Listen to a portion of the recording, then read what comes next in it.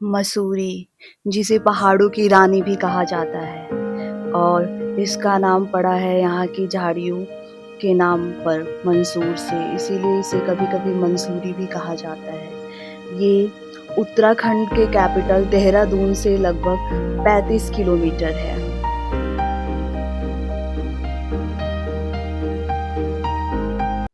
और दिल्ली से इसकी दूरी लगभग 300 किलोमीटर है। मसूरी घूमने का सबसे बेहतरीन समय गर्मियों में होता है क्योंकि ये चिलचिलाती गर्मी से आपको थोड़ी राहत दिलाती है। और दोस्तों, अगर आपको पसंद है स्नोफॉल तो आप विंटर्स में भी मसूरी जा सकते हैं। मसूरी में हर साल लगभग करोड़ों टूरिस्ट यहाँ विज़िट करते हैं क्योंकि मसूरी फ़ेमस है अपने सूदिंग क्लाइमेट के लिए, एडवेंचर्स के लिए और यहाँ के खूबसूरत पहाड़ों के लिए, प्लस लैंडोर के लिए और यहाँ के खूबसूरत और प्यारे मंदिरों के लिए। तो अगर आप चाहें तो 2 से 3 दिन का वैकेशन प्लान मसूरी में कर सकते हैं और आज मैं इस वीडियो में आपको बताने वाली हूँ कि आप मसूरी कब और कैसे जा सकते हैं और पूरी डिटेल बताने वाली हूँ। Hi everyone, good morning. तो अभी सुबह के बज रहे हैं अप्रॉक्स 8 और मैं दिल्ली से पहुंच गई हूँ देहरादून। मतलब कुछ ही मिनटों में हमारी ट्रेन पहुंचने वाली है देहरादून रेलवे स्टेशन पे। और आप बाहर का नज़ारा देख सकते हैं विंडो से, कितना अच्छा लग रहा है ना। मसूरी पहुँचने के लिए आप ट्रेन, बस और चाहे तो हवाई जहाज़ का भी उपयोग कर सकते हैं। मसूरी से नियरेस्ट हवाई अड्डा देहरादून हवाई अड्डा है जो कि मसूरी से 55 किलोमीटर दूर है। और ट्रेन से भी जाने के लिए आपको नियरेस्ट देहरादून रेलवे स्टेशन पहुंचना होगा। बस का सफ़र भी कुछ बुरा नहीं है मसूरी पहुंचने के लिए। खैर, अगर आप देहरादून पहुंच चुके हो तो आपको बस ही लेनी पड़ती है मसूरी जाने के लिए वहां के बस स्टैंड से, या फिर आप शेयरिंग कैब में भी जा सकते हो जिसका किराया लगभग 200 होता है और बस का किराया 60 से 70 रुपए के बीच में होता है और एसी बस का किराया लगभग 120 रुपए होता है।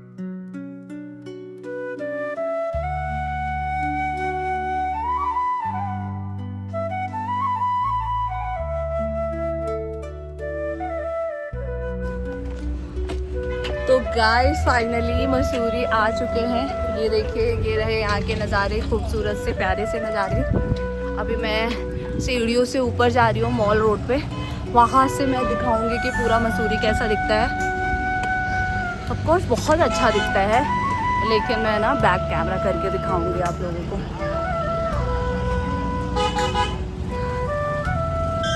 गाइस, तो मसूरी में एक अच्छी चीज़ ये हुई है कि अभी जो है मॉल रोड पे ये जो रिक्शा वाले अंकल हैं रिक्शा से लेके जा सकते हैं। तो पहले क्या होता था कि स्कूटी जो रेंटल स्कूटी होती है, कॉमर्शियल स्कूटीज या गाड़ी होती है, वो मॉल रोड पे अलाउ नहीं होती। तो अभी जो है ये बेटर है कि आप अगर लगेज के साथ हो तो आप ये कर सकते हो रिक्शा और जा सकते हो ईजिली। तो ये है मॉल रोड। मॉल रोड से सब कुछ बहुत ही बेहतरीन और खूबसूरत दिख रहा है। लोग बैठे हुए हैं, ठंडी ठंडी हवाओं का आनंद ले रहे हैं, आराम कर रहे हैं। और वैसे तो यार मतलब बहुत ज़्यादा ठंड नहीं है, this is the month of Jain, but ठीक है, मैंने भी बहुत नॉर्मल कपड़े ही पहने हैं, बहुत ज़्यादा ठंडी नहीं है। वैसे मसूरी में इस समय तो चेंज होता है, लाइक वेदर चेंज हो जाता है, मॉर्निंग में ठंड होती है और शाम को बारिश भी हो सकती है। चल रहा है बस ऐसे ही सब। लेकिन खैर, अभी जो है प्यारी सी धूप है और प्यारी सी धूप के साथ जब फेस पे ना वो ठंडी सी हवा आ रही है तब लग रहा है ओ क्या ही बात है। लाइक इतनी अच्छी धूप के बाद इतनी प्यारी सी हवा। Guys, I just check in the hotel. Hotel का नाम है द मॉल पैलेस और ये मॉल रोड पे ही है। प्रॉब्लम अभी ये हो गई है कि स्कूटी जो है मॉल रोड पे अलाउ नहीं होती है। देखते हैं पहले रूम और बेबी वॉशरूम लाइक। तो चलिए अभी स्टार्ट करते हैं घूमना। मैं तुरंत ही 5 मिनट बाद निकल गई हूँ। ठीक है, अब समझ में नहीं आ रहा है कहाँ जाएं। या तो जॉर्ज एवरेस्ट जा सकते हैं, या तो सोच रहे हैं किसी कैंपटी फॉल वॉल या मॉल रोड के आसपास ही घूम लेते हैं थोड़ा बहुत। मसूरी में पहुंचने के बाद ये मेरा पहला दिन था और बहुत डिसाइड करने के बाद मैं निकल चुकी थी लैंडोर की तरफ। जी हाँ, लगभग मसूरी से 4 किलोमीटर दूर पे है लैंडोर, जो वहाँ का हाईएस्ट पॉइंट है। और लैंडोर में दिखते हैं बहुत ही खूबसूरत नज़ारे जो आपका मन मोह लेंगे। गाइस, लैंडोर जाने का सारा रास्ता ही खूबसूरत है, बट यही आई थिंक 500 मीटर पहले हम रुके हैं। जो व्यू है वो बहुत ही खूबसूरत है, तो हमने सोचा थोड़ी पिक्चर्स ले लें। प्लीज व्यू दिखाइए सबको। ये बहुत ही बेहतरीन नज़ारा है, लाइक बहुत ही खूबसूरत है, आप भी देख सकते हो। प्लीज यहाँ आइए। कुछ इंटरेस्टिंग चीज ये है कि यहाँ पे देखिए क्या लिखा है, हॉर्स, कुत्ता, साला। मतलब लोग कहीं भी छोड़ते नहीं है, कुछ भी होगा उसको गंदगी कर देंगे। एज ए इंडियन तो ये बहुत ही कॉमन सी चीज है। खैर मैं नहीं करती और आप भी मत करिए अगर आप कहीं जाइए, क्योंकि जो भी है वो हमारा ही तो होता है ना। ये एक छोटा सा मैसेज था मेरी तरफ से आप सभी के लिए कि अगर आप कहीं जाते हो तो प्लीज़ हमारे धरोहर की रक्षा करें, क्योंकि ये जो भी है वो हमारा ही होता है और हमारा इतना कर्तव्य तो बनता ही है कि हम अपनी चीज़ों को साफ और सुथरा रख सकें। तो अब बारी थी यहाँ के फेमस बेक हाउस, जी हाँ, लैंडोर बेक हाउस की, जहाँ पे पता नहीं कहाँ कहाँ से लोग आते हैं सिर्फ यहाँ की बेक चीज़ें खाने के लिए। यहाँ पर मिलने वाला क्रोशा और कॉफ़ी बहुत ज़्यादा ही प्रसिद्ध है।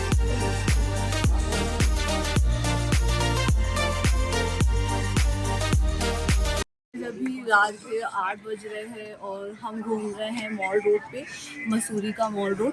और ठंडी थोड़ी सी ज़्यादा बढ़ गई है, जैसा कि मैंने बताया था दिन में बहुत ज़्यादा गर्मी थी, बहुत धूप भी थी, लेकिन अब बहुत ठंडी हो गई है। तो चलिए अब आपको दिखाते हैं मॉल रोड में जो भी चीज़ें दिखेंगी कैसी हैं, क्या है, सब आपको बताएंगे।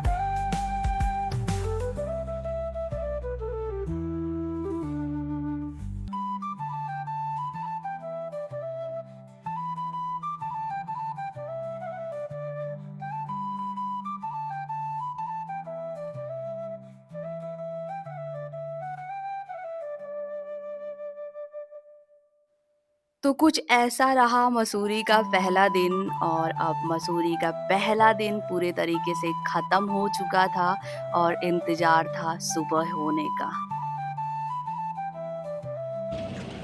गाइस, तो मसूरी में पहला दिन बीत चुका है और आज है दूसरा दिन। सुबह के 9 बजे हैं और ये प्यारी सी धूप निकली हुई है। और अब देखते हैं आज कहाँ घूमते हैं। लाइक ये है प्यारा सा सुबह सुबह का सनराइज वाला नज़ारा। देखते हैं कहाँ घूमते हैं। वैसे तो प्लान है आज जॉर्ज एवरेस्ट की हाइकिंग हो जाए, इसीलिए मैंने कंफर्टेबल शूज़ भी पहन लिए हैं। फिर चलिए मैं आपको ना ज़रूर दिखाऊंगी ऊपर से मसूरी कैसा दिखता है। ओके बाय, मिलते हैं फिर। तो दूसरे दिन की शुरुआत हो गई थी और सुबह सुबह हमें मिले एक प्यारे से अंकल, जो कि 70 सालों से जूता सिलने और बैग सिलने का काम करते हैं। और मॉल रोड पे सैंडल्स के जस्ट नीचे हर रोज अपनी वहीं पे शॉप लगाते हैं। दादाजी रहते थे ना, अच्छा। दादाजी के बाद फिर पापा जी गए। वैसे अंकल आप यहाँ पे काम करने कितने बजे आ जाते हैं? मैं आ जाता हूँ 8:30-9 बजे। 8:30-9 बजे आ जाते हो आप? सुबह, कितने हाँ। बजे जाते हो? रात को 9-10 बजे। 9-10 बजे जाते हो? ठीक है, मैं अपने सब्सक्राइबर को बोलूंगी कि कभी वो घूमने आए तो आपसे मतलब कुछ भी काम हो तो आ जाए यहाँ पे। सुबह बैठ जाता हूँ। अच्छा, पहाड़ों में रहना कैसा लगता है अंकल? पहाड़ में बहुत अच्छा, बीमार नहीं होता आदमी। हाँ, वैसे तो आप काम पे है, नहीं तो हम आपके घर चलते हैं हाँ, घूमने के लिए, देख के आते हैं। क्योंकि ऐसा ना बीमार आदमी नहीं होता है, यहाँ शुद्ध हवा लगती है। बीमार आदमी बीमार नहीं होता है आदमी, शुद्ध हवा लगती है ना। हाँ हाँ, हवा तो शुद्ध है। हम दिल्ली में रहते हैं ना अभी, वहाँ तो हम समझ रहे हैं कि हवा का क्या है वहाँ पे। बहुत बुरा हाल है, बहुत गंदा हाल है। मेरी घरवाले की दुकान कॉस्मेटिक की है ना। अच्छा अच्छा। तो प्लान में थोड़ा चेंज हुआ, हम जॉर्ज एवरेस्ट नहीं गए क्योंकि मैंने इससे पहले भी मसूरी कई बार विजिट किया हुआ है। तो हम निकल गए थे उस दिन धनौल्टी की तरफ, क्योंकि उससे पहले मैं कभी भी धनौल्टी नहीं गई थी। एक बहुत ही बेहतरीन और खूबसूरत सा हिल स्टेशन मसूरी में ही, मसूरी से लगभग 35 किलोमीटर दूर स्थित धनौल्टी, जो कि जाना जाता है अपने बेहतरीन खूबसूरत देवदार के पेड़ों और अपने बेहतरीन नज़ारों के लिए। धनौल्टी जाने वाले रास्ते भी उतने ही खूबसूरत थे जितना कि मैंने धनौल्टी के बारे में सुना हुआ था। जैसे जैसे हम आगे की तरफ बढ़ रहे थे, ठंड की रफ्तार बढ़ रही थी और सांस धीमे हो रही थी, ऑक्सीजन की मात्रा कम हो रही थी, क्योंकि धनौल्टी मसूरी से काफी हाइट पे है।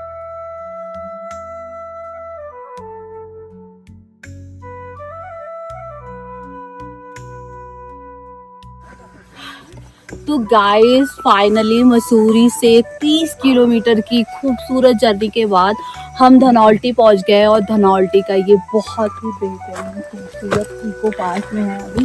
तो चलिए आगे चलते हैं। वो नीचे वाले भैया से हमारी बात हुई थी, उन्होंने बोला था कि हम आधे घंटे में उसको कवर कर सकते हैं। तो चलिए देखते हैं पार्क में अंदर क्या क्या है और आपको भी दिखाते हैं।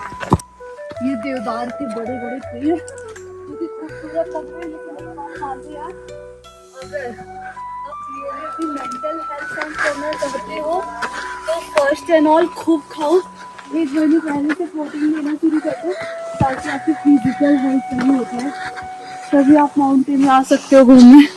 नहीं तो फिर मेरी तरह यहाँ पर चले जाओगे।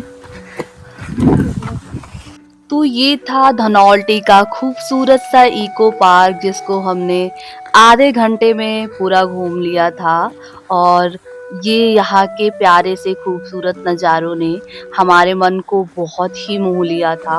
और इसके बाद वहाँ से लगभग 7 किलोमीटर स्थित सुरकंडा देवी टेम्पल की तरफ निकल गए थे।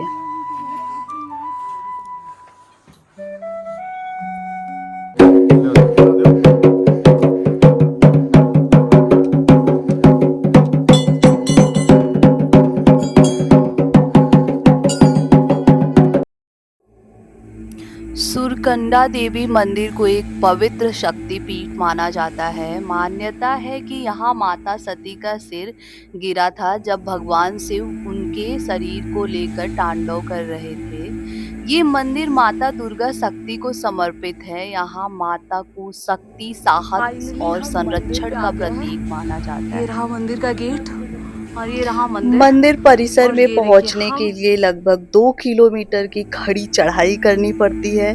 खैर रोपवे की भी सुविधा है, लेकिन जिस दिन मैं वहां थी उस दिन हवा तेज थी, जिसकी वजह से रोपवे काम नहीं कर रहा था। तो मुझे जो है लगभग 2 किलोमीटर की चढ़ाई करनी पड़ गई थी।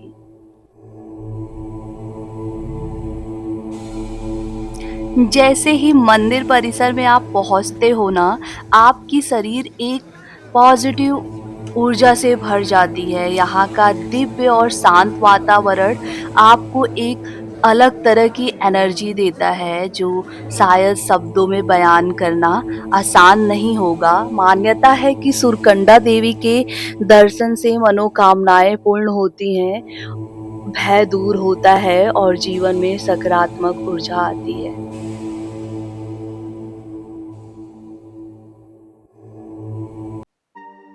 माता सुरकंडा देवी के दर्शन और इस दिव्य और शांत वातावरण में हमारा दूसरा दिन बीत चुका था और अब बारी थी तीसरे दिन की। और तीसरे दिन कुछ ऐसा हुआ जिसकी हमें कतई उम्मीद नहीं थी। गाइस, तो आज मेरा तीसरा दिन है मसूरी में और मैं अभी जस्ट सुबह सुबह उठी हूँ और ये देखो स्वागत कौन कर रहा है। स्नोफॉल हो रही है यहाँ पे, ये देखो। देखा देखा देखा देखा। तो देखा आपने कितनी इंटरेस्टिंग चीज़ हुई। मसूरी ने ना हमें निराश नहीं किया, उसने भी सोचा कि अगर आप आज जा रहे हो तो कुछ अच्छा लेके जाओ। स्नोफॉल देख के बहुत ही अच्छा लगता है। जब आप पास से स्नोफॉल को फील करते हो ना तो वो बहुत ही अच्छा एक्सपीरियंस होता है। मैं तो ये सोचती हूँ कि नेचर की जितनी भी चीज़ें हैं सबको फील करना चाहिए और लाइफ में एक बार सब कुछ जो भी होती है नेचुरल फिनोमेना एक बार तो एक्सपीरियंस ज़रूर करना चाहिए। वेल, ऐसे हमारा तीसरा दिन बीत चुका था और हम अब घर जाने वाले थे। तो this is the all for this blog guys. अगर आपको मेरा ब्लॉग पसंद आया है तो आर के क्रिएट से जुड़े रहें, हमें लाइक शेयर और सब्सक्राइब करें और मोटिवेट करें। और ये मेरा पहला ब्लॉग होने वाला है इस चैनल पे, तो प्लीज़ जितना हो सके उतना सपोर्ट करें। Thank you so much. और ऐसे ही जुड़े रहें अलग अलग नए नए ब्लॉग्स के लिए, नए नए जगहों को एक्सप्लोर करने के लिए। Thank you so much. Bye, Tata.